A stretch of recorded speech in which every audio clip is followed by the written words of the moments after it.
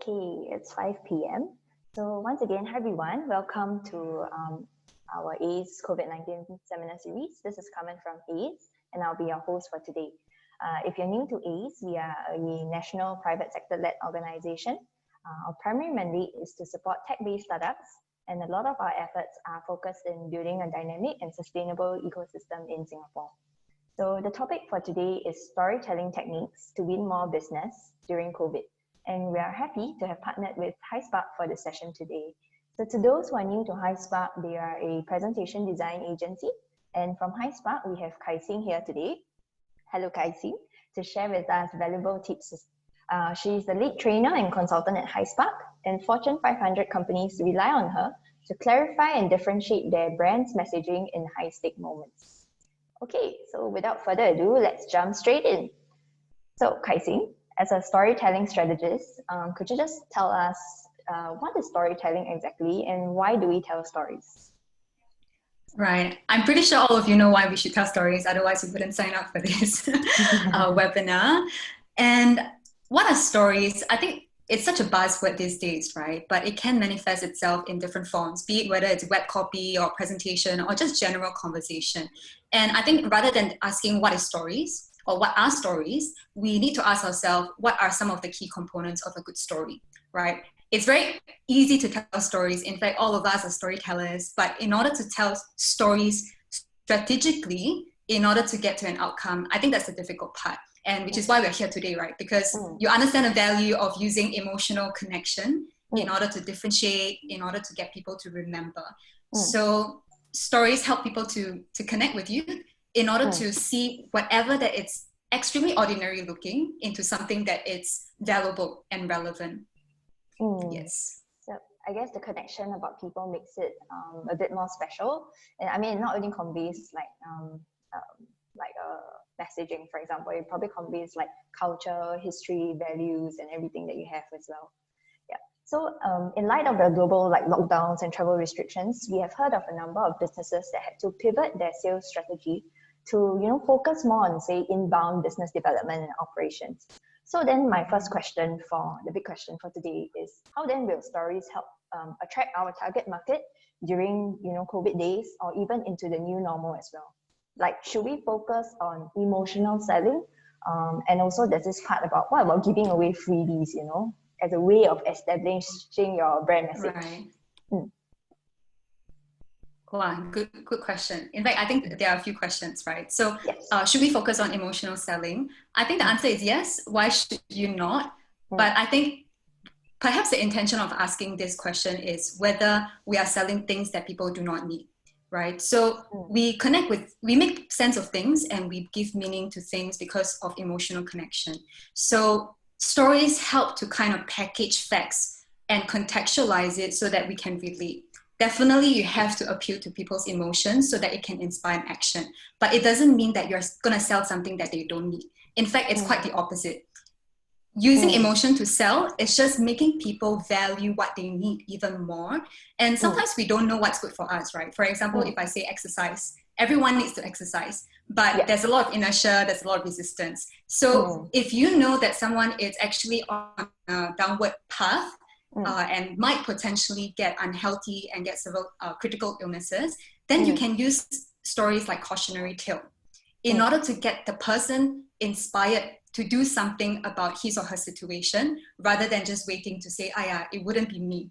I don't see a need to exercise. So stories help people to really relate and see the importance of what you're offering. Especially right now, I think the perception of people towards your brand and towards your offering might change. In the past, it might be something really important, but right now, are you still relevant, right? So stories can actually help you make that connection to help people really differentiate you from the rest and say, hey, I need to really speak to this person, speak to CK, speak to Wee-Sing, whoever it is. This is a conversation I must have because it is important to me. And so I guess, freebies, when we talk about freebies are also, I guess, traditionally used, to sort of like entice people. So if we weave in like some form of freebies in our stories, do you think that is a good way of, establishing the brand message and all that? I think this is a very tricky thing. We shouldn't give things for free for the sake of it, because if you look at the internet, right, everything is free. In fact, so much content out there is given for free, right? So it's not so much about whether you should give free things in order to set your brand apart for people to get to notice you, but it's about offering that value, right? It is back to giving what people need rather than thinking what they giving people just content and stories that are not relevant, which is why I said stories are easy to tell, but to do it strategically in order to get to the outcome is difficult. So when you give freebies, think about what is the outcome you're trying to achieve. What is the brand story that you want to associate with, right? So I give an example. In the space of technology application, right? Usually how do people get their customers? They will give out freebies, correct? Coupons. Yeah. But do you also know that that's one of the fastest way to die as a business? Because you're giving out so much cash, right? Especially discount codes, not just discount codes, but like $5 just to get people on board. But you're attracting the wrong person.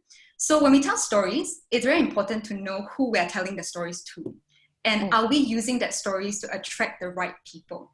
Because you might attract people who are just out there for free stuff, for discount, and would not ultimately buy. So you need to have the end in mind, right?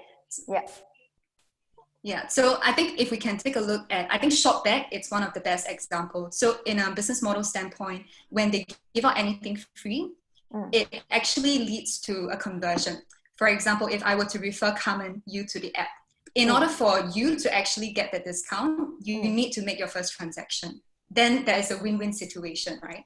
Yeah. So think about how you can really milk that freebie and really tie back to your brand and who exactly are you trying to target, rather than just doing for the sake of it. Yeah.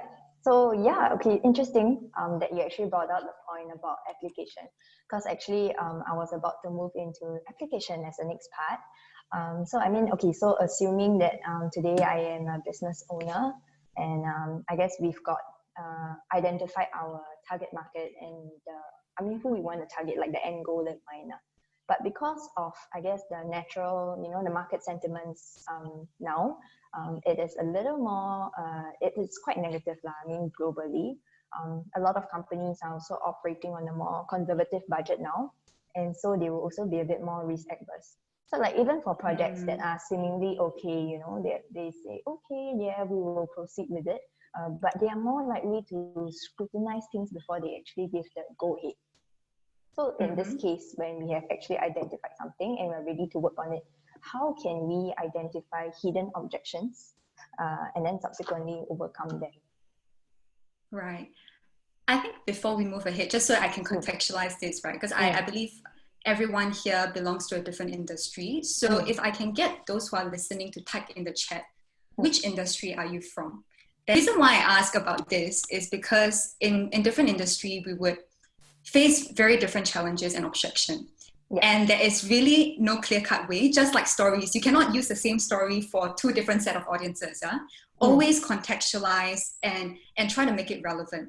So in terms of identifying hidden objection, it's actually not rocket science. So the very first step is to put yourself in their shoes.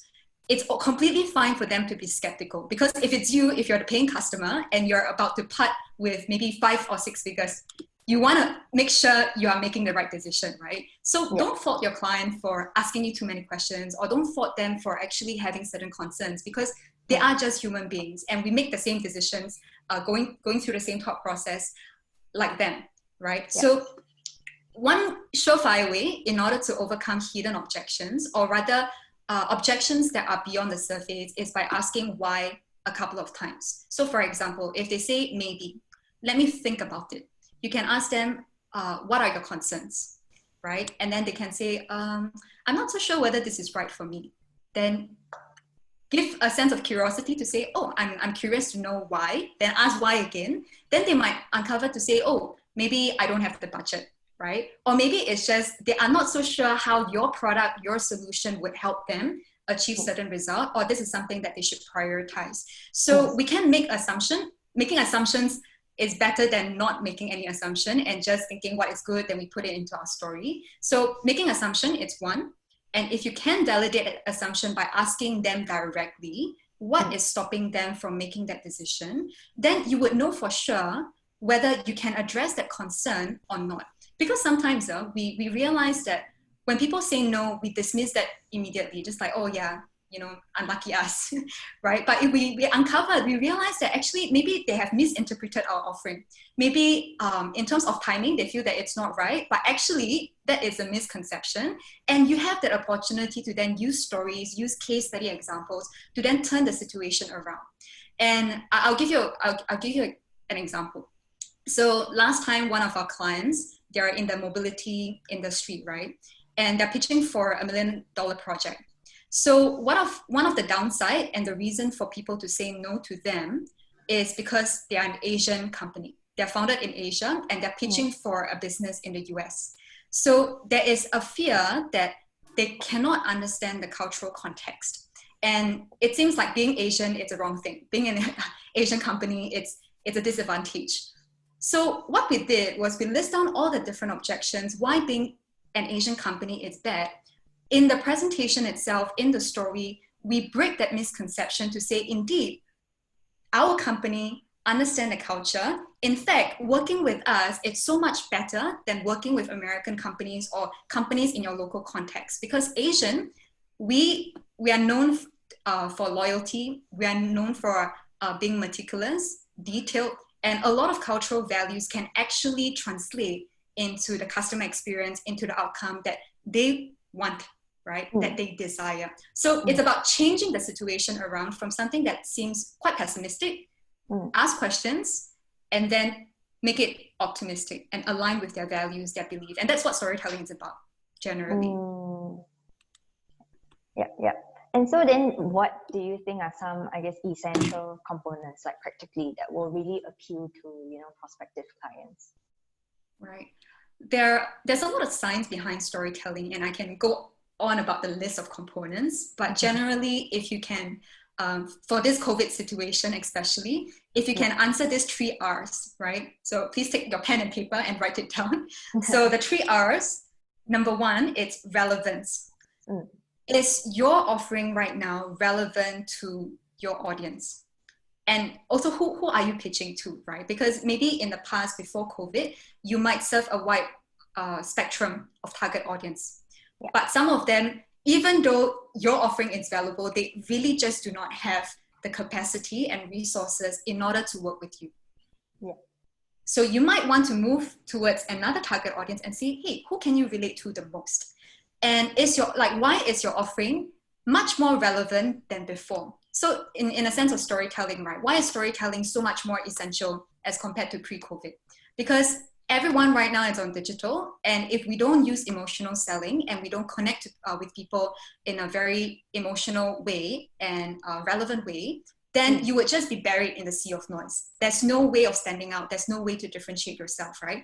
And hard skills, it's kind of now overpowered by soft skills. And storytelling is a soft skill that can help you to be adaptable in order to secure deals, in order to be more persuasive. It trains your critical thinking. So if you can go along these lines, then you can really see, hey, how can I shape people's perception in order to view me as much more important as before? Okay, so the second R is the risk. What is at stake?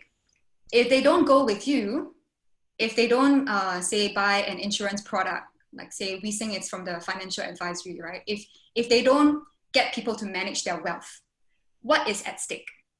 If in life science, for example, maybe you have created certain new drugs or new technology, what is at stake if your clients, your prospective clients, don't invest in this new technology?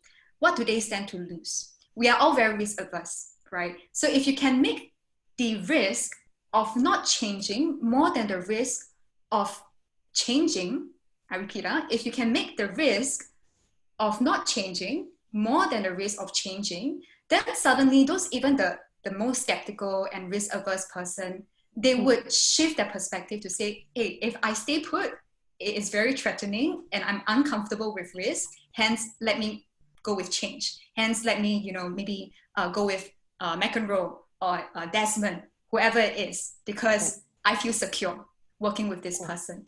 So Risk is another one. What is at stake? And of course, you don't want to manipulate them. If it's really at stake and for their own good, you want to serve them, you want to help them, they can feel your sincerity, right? Don't sell something that they don't need. Okay, so risk. And then the last one, it's in terms of reward. What do they stand to gain if they work with you? So usually when we go through the more risk-averse path, these are for people who say, oh, if it's not broken, why fix it? Or they're very comfortable. But for people who are more opportunistic and they have a higher risk tolerance, then you want to sell them the opportunity or the reward. What can they stand to gain if they work with you, right? So for example, if I were to work with you and invest $50,000 for a particular project, and I stand to gain $1 million, actually that's two spectrum in terms of risk and reward, right? If I don't spend this $50,000, I have the risk of not securing that $1 million deal. But if I spend that $50,000, I stand more chance in winning that million. Would it be silly if we actually don't hop on that opportunity and really lower our risk? You see, it's all perspective, right? So shaping perspective by making sure you're relevant, calling out the risk, and calling out the reward. Yeah. I mean, especially during this period, it's funny because, I mean, case in point, right? I was just thinking about how, not quite relevant to, I guess, business per se, but I was just thinking about remote working as a whole. I think pre-COVID days, we've always tried to, I guess, promote remote working of sorts, but I think COVID just disrupted everything, or even circuit breaker, right? Just forced everyone into this remote working setting. You know, whether you like it or not, everybody work from home. Otherwise, you close your business. Right. Yeah. So I think it was those 3 points that you shared about relevance, risk, and reward, especially on the reward part as well. Those were very useful tips. So moving on, then at ACE, we also work with there's a lot of startups who are looking to raise funds from VCs, whether it be their pre-seed, seed, or even Series A rounds.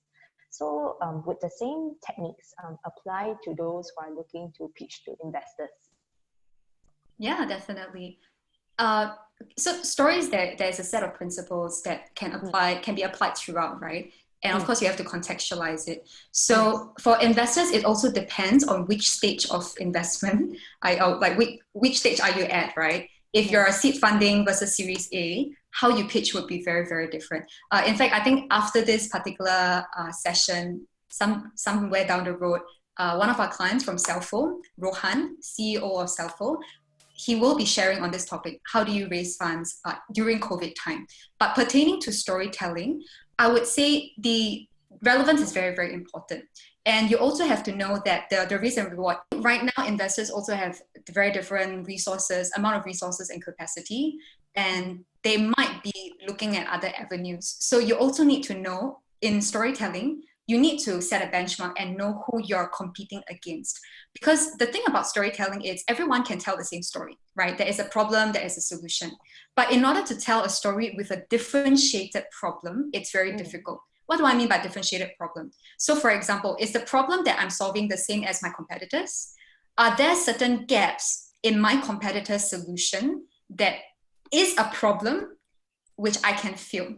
So a differentiated problem, it's actually the problem not in the market, but a problem of your competitors, a gap in your competitor's solution. So when you differentiate yourself like this in story, right, you're saying that, hey, there is a problem in the market and there are so many solutions out there, but there is a lack of solutions that can fit X, Y, Z, or existing solutions out there have existing gaps. And this is why our solution matter. But in investor pitches as well, like say in stories, right? In fact, I think more and more now that we are educated about problem, solution, this kind of structure, we need to change our approach because there is no novelty behind such stories anymore. If you start off with a problem, it's like, oh, everyone already kind of expected, right? So when there is a set of expectation and it doesn't create surprise, it gets extremely mundane and it would not be memorable. So I would say you can still start off with a problem, but you have to make sure that your problem is differentiated. Or even better, in investors' case, right? Sometimes, actually, I would recommend majority of the time or every time, you should start off with your strongest slide or your strongest case. It can be your team, right? Is your team kind of ripe or mature enough in order to tolerate crisis? Maybe you have gone through the last financial crisis, right? And then your company actually thrived, or your founders have sold X number of businesses for X amount of dollars. And then when you put it at first, it would hook the investors because there is credibility and you're proven, you have a proven track record of success. But if your strength lies in your personal story and you know for sure that the investors whom you're pitching to are very emotional, like they make decision more from an emotional standpoint, from a value standpoint, rather than focusing on numbers and figures, then you might want to use your personal story upfront. And every startup, every company, it's different. And I think for sales pitch, it's the same as well. You want to, right from the get-go, tell your audience what they don't already know, ideally, so you can immediately create this sense of credibility, right? Just like, wow, this person knows much more than me, I should pay attention. Sometimes people focus too much on the problem, telling people a problem that they already know and going on and on and on about it. It makes it very unbearable. People get impatient if you tell them something they already know. So in terms of going back to the question, whether it's the same approach, I would say, yes, it's the same. There's still relevance, risk, and reward. But more importantly, every presentation, you need to know a few key components. Number one, your audience. Who are you speaking to? And your audience should be the hero character. I think most of you should know the classic hero's journey, right? So a lot of times we put the spotlight on us presenter as though we are the hero going to save the world, but actually we are just a guide. And our clients, they are the hero. They're trying to overcome certain sets of obstacles, and you are giving them the power and ability in order to cross over those hurdles to get to the outcome that they deserve. So when you put yourself as a guide, then they would fall in love with you, right? So audience is one, then the goal, the outcome is another one that you need to include in your story, regardless of whether it's an investor pitch or whether it's a sales deck or whether you're pitching on stage. What is the outcome that people are looking for? And then what gets in the way, right? What are some of the obstacles that are stopping them? And what can you do in order to help them overcome that obstacle? And that becomes your solution. You don't sell your solution upfront. And that's where structure comes in. Structure is the fifth component. So once you know the obstacles, then you want to create a structure so that you can facilitate that thought process step by step. And if you know for sure, like just now the previous question, it's what are some of the hidden objections, right? If you know that the reason why people don't say yes because they have certain misconception, then in terms of structure, you want to be able to break those misconceptions up front in your story before you carry on into like the glittery stuff of your offering and how it's relevant. Break the misconception first and then move on. So the sequence is very important if you know what your audience care about, where they are going, and what's in the way.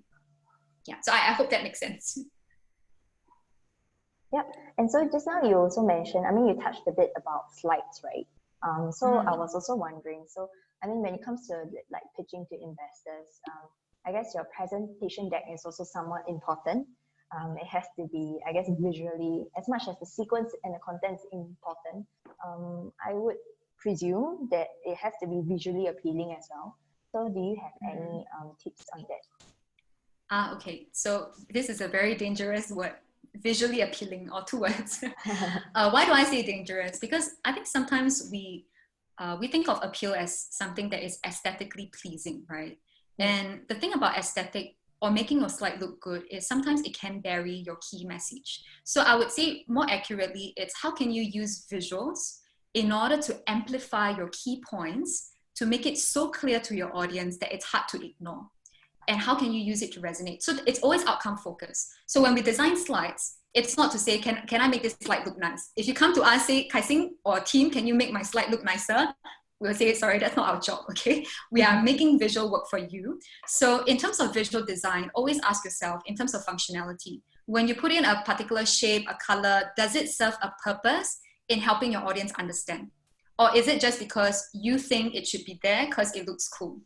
If the answer is the latter, then I would say, please keep it minimal, declutter your slide, and just make the key points salient, right? And up to today, we have successfully helped our clients from a startup category raise, I think, more than $50 million so far already. And that is the way we help them craft their deck, right? You know, startups, they value a lot in terms of the output, because, you know, everyone tries to allocate their funds strategically, right? So if you're just gonna, you know, get high spark and pay a couple of $1,000s just to get your slide to look good, then I think you're making a very, very bad investment decision. So your story, your visual, they should come together in order to inspire the investors or whoever you're speaking to take an action.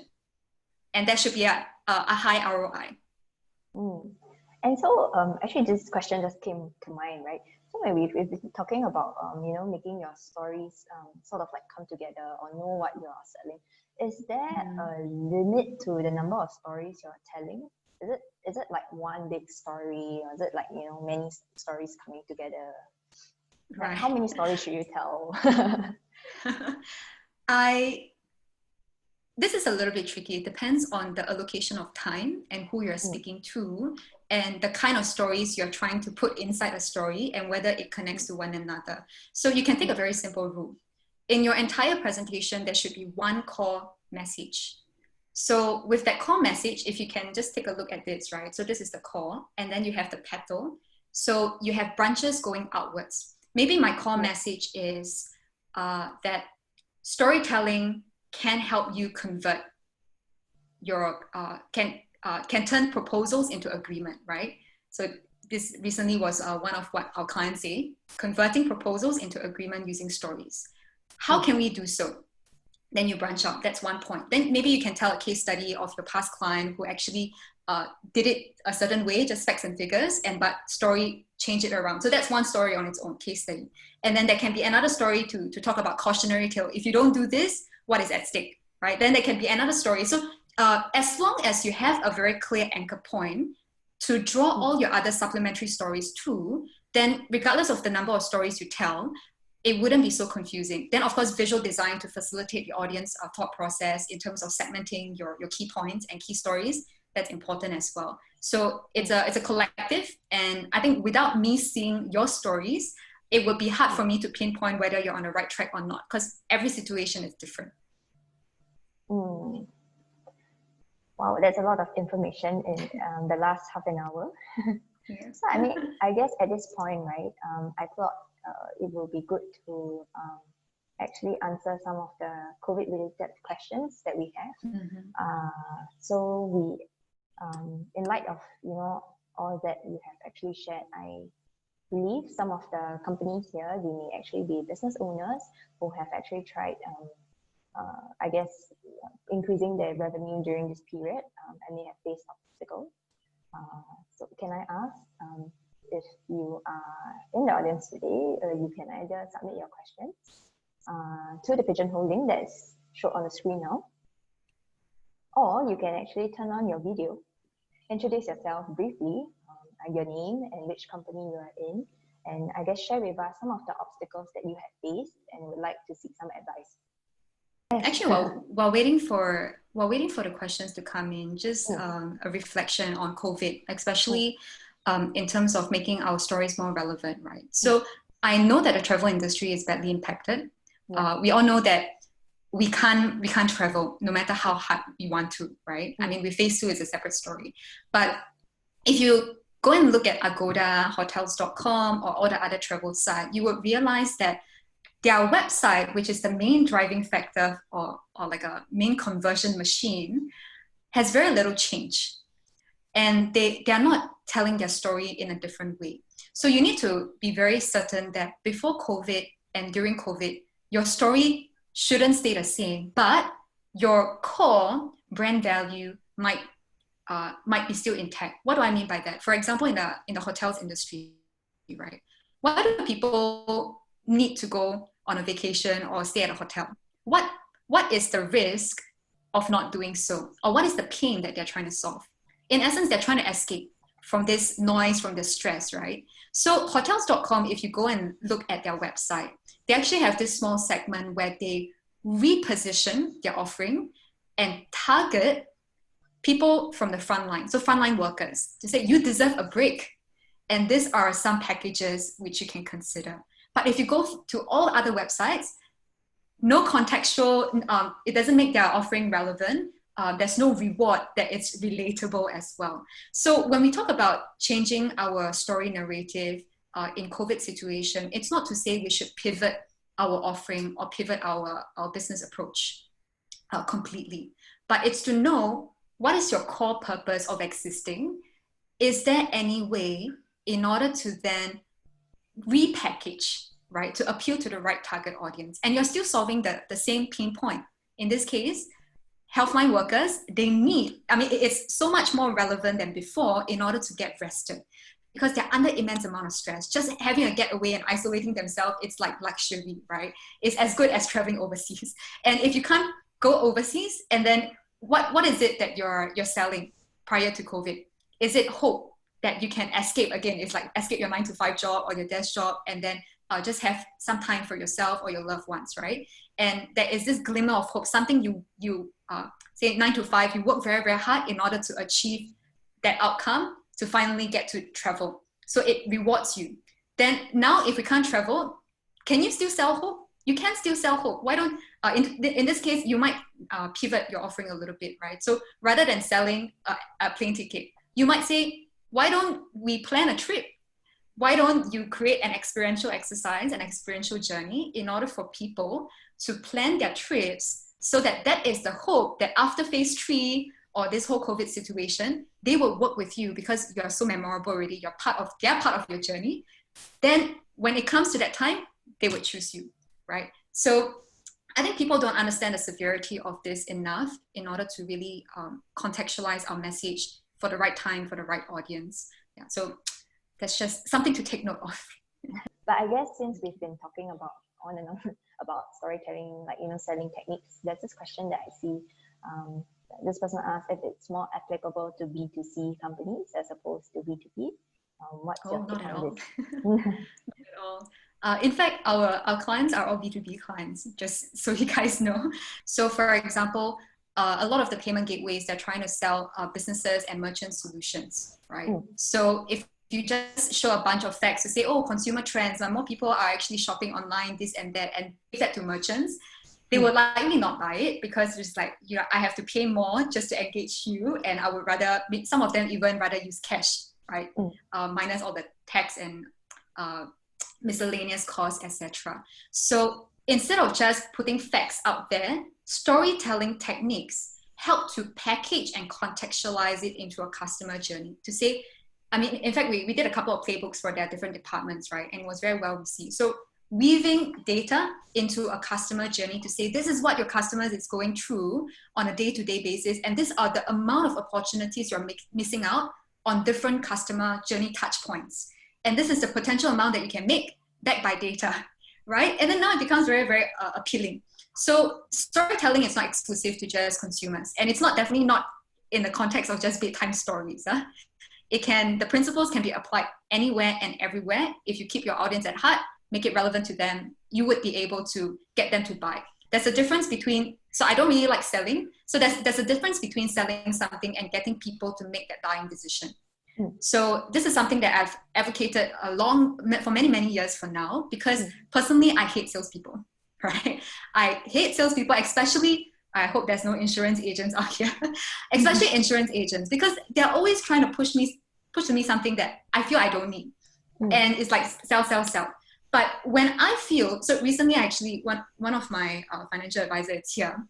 Recently, I've made a decision in order to go with them, because I feel that I own the buying decision, that it wasn't shoved down my throat.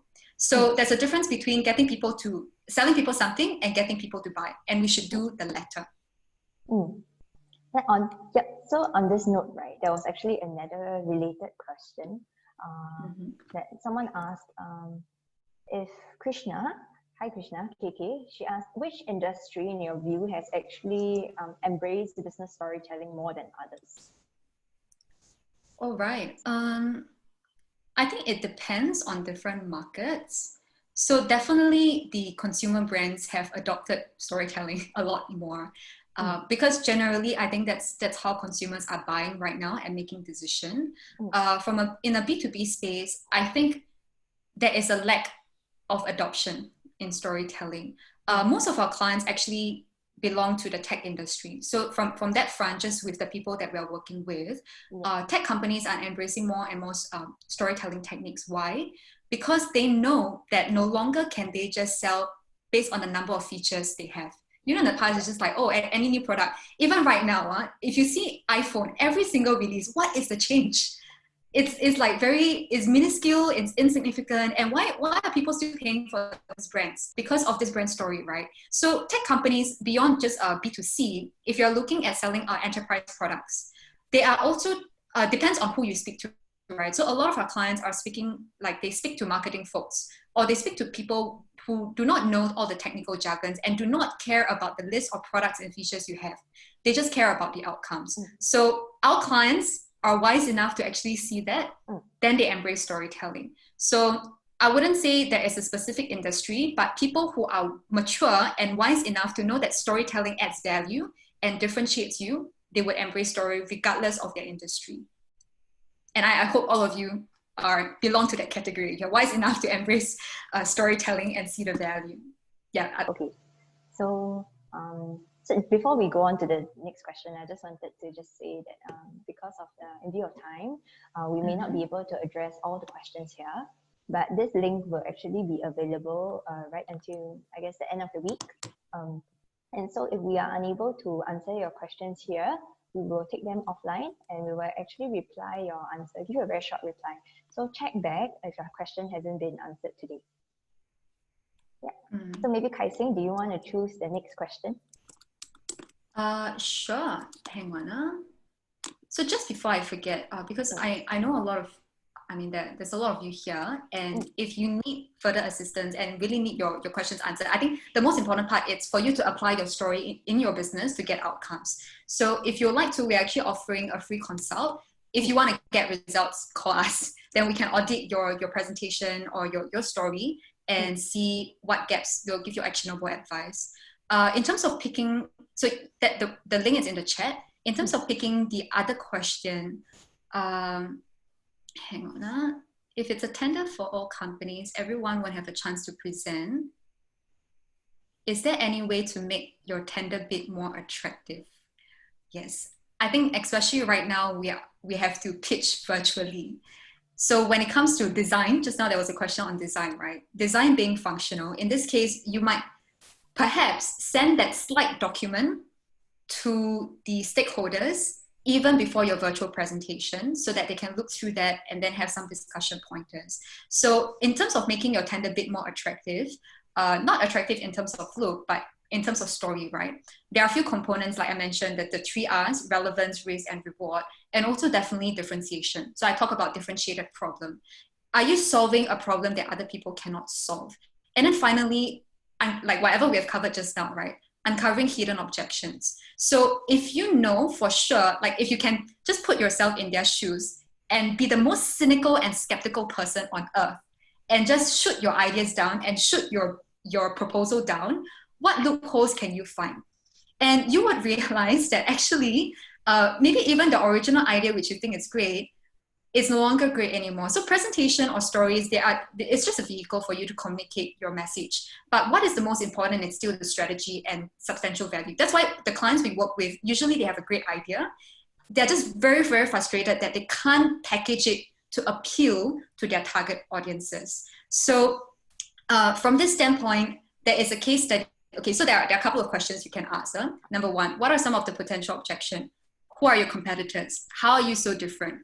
And what is at stake, right?